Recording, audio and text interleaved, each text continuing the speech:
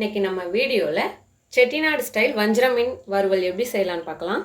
அதுக்காக நான் வஞ்சரம் மீன் வாங்கி இது போல் மஞ்சத்தூள் போட்டு சுத்தம் பண்ணி எடுத்துகிட்டு வந்திருக்கேன். செட்டிநாடு வஞ்சரம் மீன் வறுவல்னாலே ஃப்ரெஷ் மசாலா அடிக்கணும்.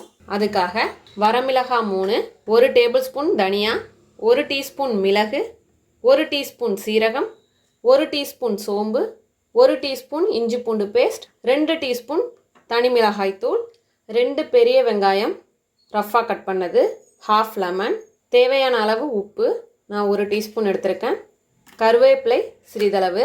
இப்போ எப்படி செய்யலான்னு பார்க்கலாம். நம்ம சேனலை சப்ஸ்கிரைப் பண்ணாதவங்க சப்ஸ்கிரைப் பண்ணிக்கோங்க. இப்போ ஒரு கடாய் எடுத்திருக்கேன். இப்போ கடாய் சூடு வந்ததும் வரமிளகாய் சேர்த்துடலாம். அதோட தனியா, மிளகு, சீரகம், சோம்பு. இப்போ மீடியம் ஃப்ளேம்லேயே வச்சுப்போம். ட்ரை ரோஸ்ட் பண்ணிக்கலாம். இது வாசனை வர வரைய வறுத்து எடுத்துப்போம். நல்லா வாசனை வருது. ஸ்டவ் ஆஃப் பண்ணிடலாம். இப்போ இது நல்லா ஆறட்டும். இப்போ ஆறிடுச்சு. இதை ஒரு மிக்ஸி ஜாரில் சேர்த்து பொடியாக இடிச்சிட்டு வந்துடலாம். இது போல் பொடிச்சு இடிச்சிட்டு வந்தாச்சு. இதோட ஆனியன் சேர்த்துடலாம். உப்பு, ஹாஃப் லெமன் ஜூஸ், இஞ்சி பூண்டு பேஸ்ட், தனி மிளகாய் தூள். இப்போ எல்லாம் சேர்த்தாச்சு. எல்லாம் சேர்த்ததை பேஸ்ட்டாக அரைச்சி எடுத்துகிட்டு வந்துடலாம். இப்போது நல்லா பேஸ்ட்டாக அரைச்சி எடுத்துகிட்டு வந்தாச்சு. இப்போது இந்த பேஸ்ட்டை ஃபிஷ் மேலே அப்ளை பண்ணிடலாம். எல்லா சைடும் ஈவனாக அப்ளை பண்ணிப்போம். இப்போது எல்லா சைடும் அப்ளை பண்ணியாச்சு. இதில் கொஞ்சமாக கருவேப்பிலை. இது அப்படியே 15 மினிட்ஸ் ஊறட்டும். அதுக்கப்புறம் வறுக்கலாம். அப்படியே இருக்கட்டும். இப்போ தோசை தவா எடுத்துட்டேன். இதில் ஒரு 3 டேபிள் ஸ்பூன் எண்ணெய் ஊற்றிக்கிறேன்.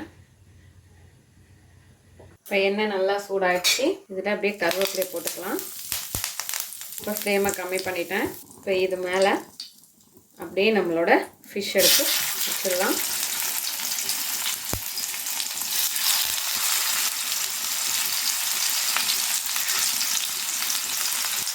கோல்டன் ப்ரௌன் ஆகிற வரைக்கும் வேக வைக்கலாம். இப்போது இதை திருப்பிடலாம்.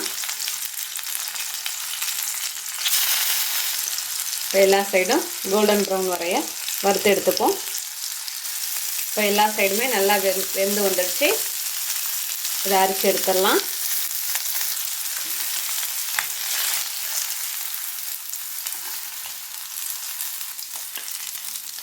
இதே போல் எல்லா ஃபிஷ்ஷையும் பொரித்து எடுத்துகிட்டு வந்துடலாம். அவ்வளோதான். எல்லா ஃபிஷ்ஷும் வறுத்து எடுத்துகிட்டு வந்தாச்சு.